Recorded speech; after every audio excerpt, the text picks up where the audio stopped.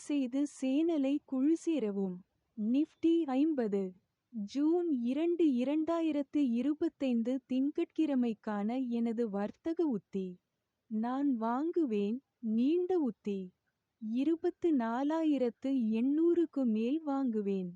முதல் இலக்கு 24,900, இரண்டாவது இலக்கு 25,420. இழப்பை நிறுத்து. 24,750.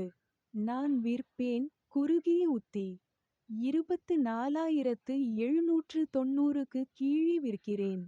முதல் இலக்கு 24,710, இரண்டாவது இலக்கு 24,620, மூன்றாவது இலக்கு 24,350. இழப்பை நிறுத்து. 24,840. மறுப்பு. மேலே உள்ள தகவல் வாங்க.